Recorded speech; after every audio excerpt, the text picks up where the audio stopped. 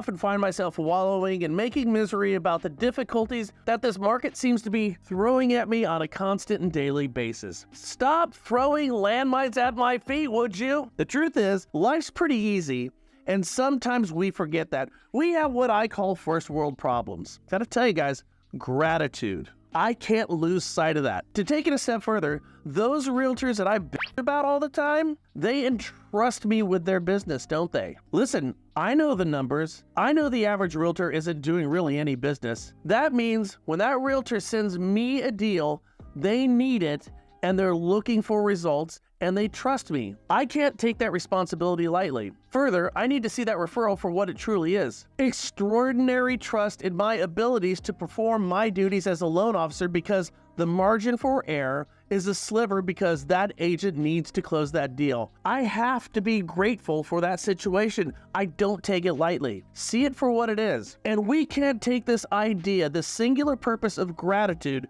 to be defeated with our distractions, laziness, anger, and other entitlement-born emotions. It scares me when my mind tells me I've got this, because that's a crack in the dam and we know what that turns into. I don't have a monopoly on failure, but I've experienced it, and every time it's when I replace gratitude with entitlement. And you have to be vigilant, because hear me out and mark my words. The further you are from your last closed deal, the closer you are to your next. Now that can be a good thing or a bad thing, but what you need to do is shorten the distance. You need to adjust your personal expectations and not accept your here and now predicament. So try this. Send a text like inspirational quote to 20 of your past clients, referral partners, and potential referral partners. Now, we just did this over here and we got 20 responses back. Those responses are seeds that can and will germinate into conversations if you actively choose for that to happen. And those conversations can be directed to your expertise and ability to solve real estate and mortgage related problems, for which there is an abundance right now. And in the process, your service to others gets you closer to your goal,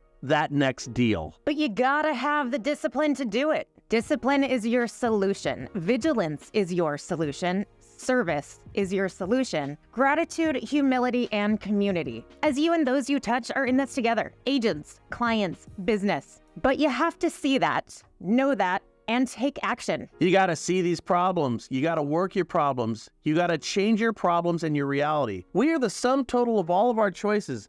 It's just that simple. You have to see and revere these difficulties, because your unexamined day is a pointless day that bears little to no opportunity for you. If need be, frame what you have to do as a suggestion. That way, you can keep your little ego intact. But the truth is, it's not a suggestion. It's an action taken or not taken, and that comes with a consequence, either good or bad. You see, because you still have choices. You're still in the business. You're not one of the 38,000 agents who've thrown in the towel since just last month in January, or the 62,000 since October. And loan officers, your numbers are tracking the same way. I mean, the mortgage gods have blessed you up until this point. You're lucky that you've made the cut thus far. You're here. That means, in a way, you're on house money. And you know what that means, don't you? House money means you double your bluffs and you two-fist all your chips to the center of the table. You go big. You get the hell out of your own way. Don't let that little crap factory house between your ears tell you a whole bunch of lies or otherwise. The market is too hard. Nobody's succeeding right now. Rates are too high. Inventory, blah, blah, blah, blah, blah, blah, blah. It's all a bunch of bull.